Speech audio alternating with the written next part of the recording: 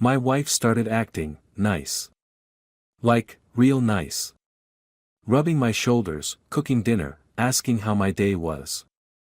I remember the first night it happened. I walked through the door after a shit day at work. My boss had been riding my ass about quarterly numbers like I was personally responsible for the economy, and there she was. Sarah. Standing in our kitchen with an actual fucking apron on, hair pulled back, stirring something that smelled incredible. "Hey, baby," she said, her voice sweet as artificial sweetener. "Rough day." And before I could even answer, she was handing me a beer, the cap already twisted off. Cold. Perfect. Just the way I liked it. I nearly dropped the damn thing. Sarah and I had been married 8 years. 8 years of fights about bills, passive-aggressive comments about my poker nights, and her gradually becoming the type of woman who communicates primarily through heavy sighs and eye rolls. The kind of marriage where you wake up one day and realize you're basically roommates who occasionally fuck out of habit. So yeah, this whole Betty Crocker routine threw me. "What's all this?" I asked, watching her scurry around like some 1950s housewife fantasy. "Can't I just do something nice?" She smiled, but there was something off about it. Like watching an actress in a commercial, the enthusiasm dialed up to 11, but the eyes dead and rehearsed. That night she made my favorite meal. Steak, medium rare, with those little roasted potatoes I like. She even remembered the horseradish sauce. We ate dinner like we were strangers on a first date. She asked about my coworkers, laughed at my stories, touched my arm when I made a joke. Not a single comment about the mortgage or how I needed to call my mother or the gutters that needed cleaning. After dinner, she gave me a shoulder massage while I watched the game. Her fingers dug into knots I didn't even know I had, and I almost, believed this was real. That maybe she'd had some epiphany about our marriage, or gone to therapy, or read some book about how to rekindle the flame. "What's gotten into you?" I asked, as her hands worked their way down my back. She leaned in, her breath warm against my ear. "I just realized I haven't been the best wife lately. I want to be better for you." At first, I thought maybe she was just trying to reconnect. You know, fix whatever routine we'd fallen into. God knows we needed it. For the past year, our conversations have been limited to grocery lists and complaints about the neighbor's dog. Sex had become as scheduled and perfunctory as an oil change, necessary maintenance, performed without passion or surprise. So yeah, for about a week, I actually bought it. Thought maybe we were turning a corner. Even started bringing home flowers, cheap ones from the grocery store, but still. I was trying too. But something about it felt fake, forced. Like she was playing a part. The way she'd look at her phone while asking me about my day, only half listening to my answers. How her smiles never quite reached her eyes. The mechanical way she'd initiate sex, same moves, same fake moans, same, "that was great, babe," before immediately heading to the bathroom to clean up. I started noticing other things too. New underwear I hadn't seen before. A different perfume. More makeup than usual when she left for work. Her suddenly needing privacy when texting, always with the phone angled away from me. Then came the late nights at work. Almost every night. Always meetings, always deadlines, always too tired when she got home but still with enough energy to put on that sweet little smile.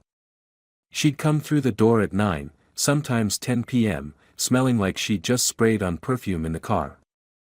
"Big presentation tomorrow," she'd say, or "the Miller account is just killing us," though when I asked specific questions, her answers were vague, rehearsed.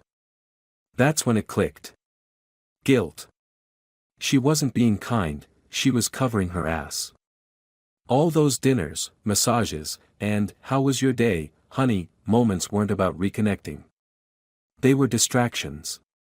Smoke and mirrors. I started paying closer attention.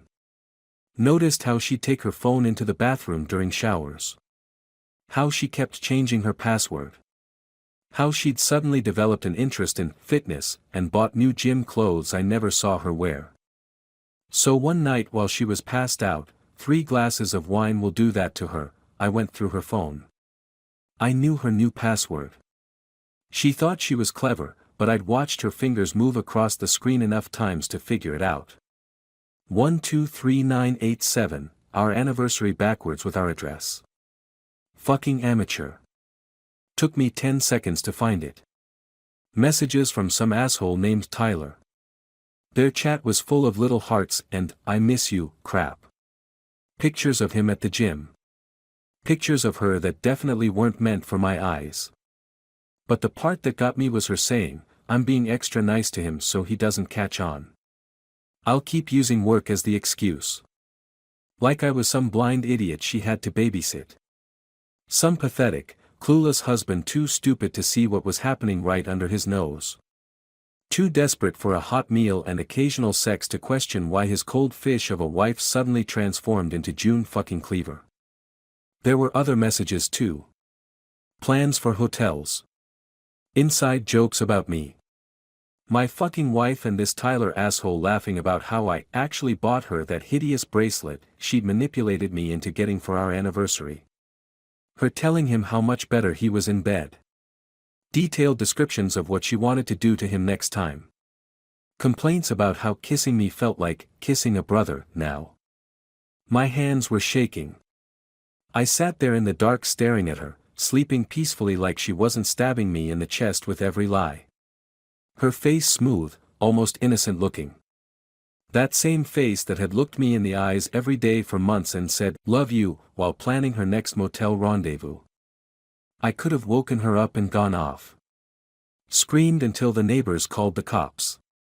Thrown her shit onto the lawn like in the movies. Part of me wanted to, the part that felt like my chest was caving in, like I couldn't get enough air. But no. I wanted to hit harder. Smarter.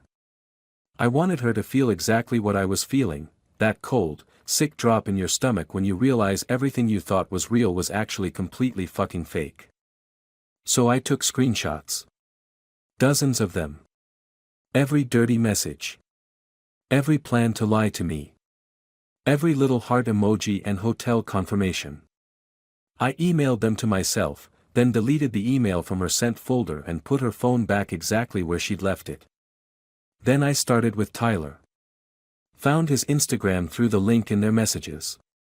Public page, lots of shirtless pics, gym selfies, motivational quotes about grinding and no days off.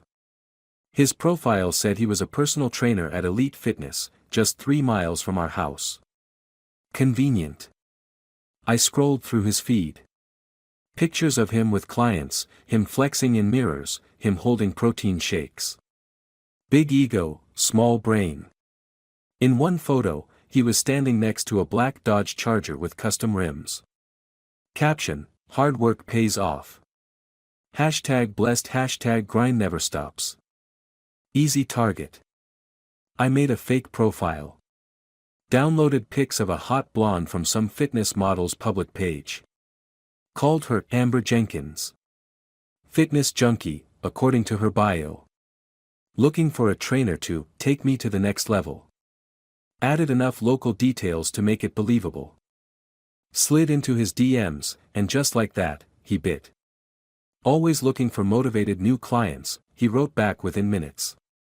"Sure you are, asshole." I kept it going for a week, flirting, compliments, teasing him with more fake pics I found online. Told him I was looking for a special kind of training relationship. He ate it up like the meathead he was. Started sending shirtless pics without me even asking. Telling Amber how he could help her reach her goals, how he had special techniques for his VIP clients. Then I asked if he had a girlfriend. He said no. I asked if he was seeing anyone. "Nothing serious," he said. "I like to keep my options open. A man with needs, you know. A man with needs." While fucking my wife behind my back. That's when I dropped it all. Screenshots of his messages with Sarah. The DMs he sent Amber. A pic of Sarah sleeping in our bed, timestamped. A message explaining exactly who Amber really was, and suggesting that maybe next time he wanted to fuck another man's wife, he should make sure her husband wasn't smarter than him. But I didn't stop there. No, that would have been too easy. I sent the whole damn package to my wife's email, her mom, and her boss, who, by the way, she'd also lied to about her family situation to skip out early for those little motel meetups. Then I waited. Cleaned the house. Packed her things neatly into boxes. Cancelled our joint credit card. Changed the Netflix password.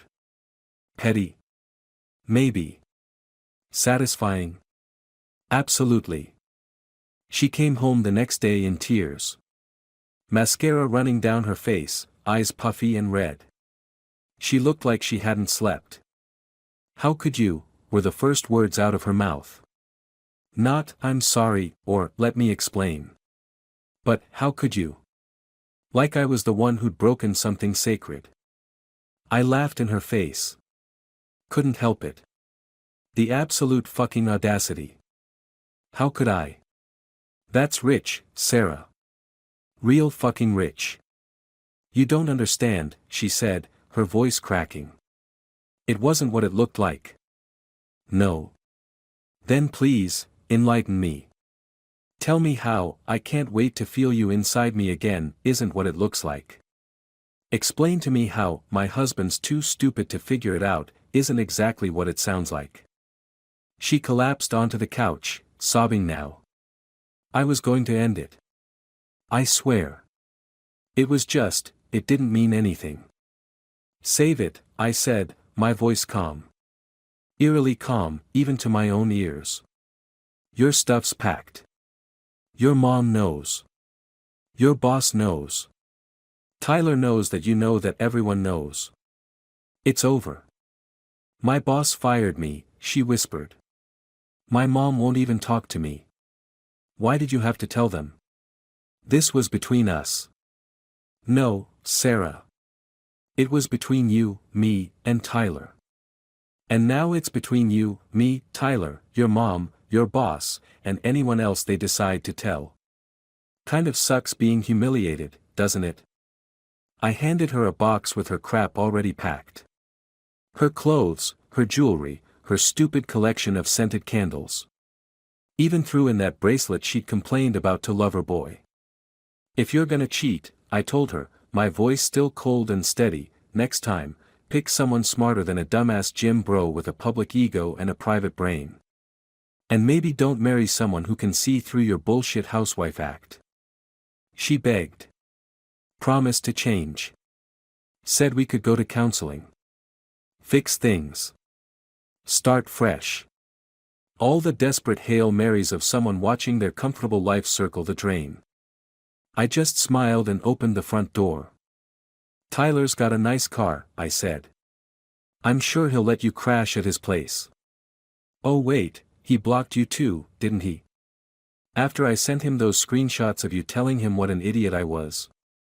Tough break. She left with 3 boxes and her Toyota. I changed the locks that afternoon. Filed for divorce the next day. No kids, thank God. Just 8 wasted years and a mortgage I could barely afford on my own. 2 weeks later, I heard she'd moved back in with her parents in Ohio.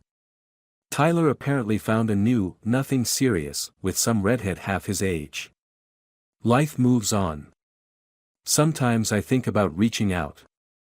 Not to reconcile, fuck that, but just to ask her one question: was it worth it? Trading 8 years for a few months of hotel sex with a guy who dropped her the second things got complicated. But I already know the answer. And honestly, I don't really care anymore. Some nights I wake up reaching for someone who isn't there. Most days I eat takeout and watch whatever I want on TV. I'm dating again, nothing serious. Just drinks and occasional sex with women who know exactly what they're signing up for, a guy with trust issues and a dark sense of humor who doesn't believe in second chances. If there's a lesson here, it's this: people show you who they are eventually. The masks slip. The acts get tired. And when they do, you better be ready to walk away. Or better yet, run.